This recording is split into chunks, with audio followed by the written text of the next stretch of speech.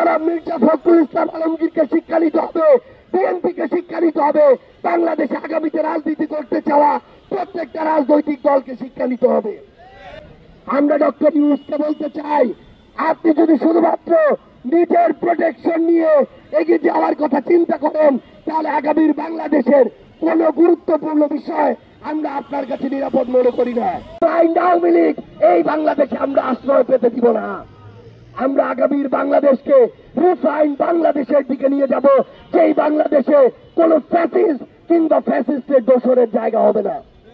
আমরা আপনাদেরকে স্পষ্ট করে বলি, আগামীর বাংলাদেশের নির্বাচন থেকে শুরু করে প্রত্যেকটি গুরুত্বপূর্ণ সিদ্ধান্ত, প্রত্যেকটি রাজনৈতিক দলের মত যদি জনগণের বিপক্ষে যায়, তাহলে জাতীয় নাগরিক পার্টি এনসিপি রাজনৈতিকভাবে রাজপথে গিয়ে তার প্রত্যেকটি জবাব দিবে।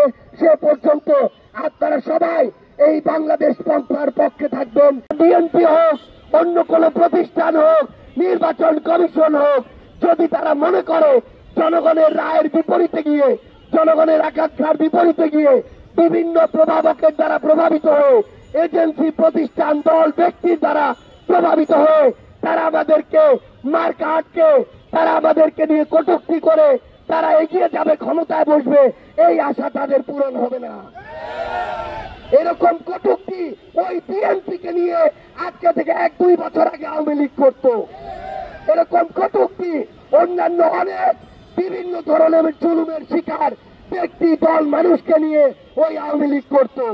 কিন্তু তাদের আজকে কি অবস্থা, সেটা থেকে জনাব মির্জা ফখরুল ইসলাম আলমগীরকে শিক্ষা নিতে হবে, বিএনপিকে শিক্ষা নিতে হবে, বাংলাদেশে আগামীতে রাজনীতি করতে চাওয়া প্রত্যেকটা রাজনৈতিক দলকে শিক্ষা নিতে হবে।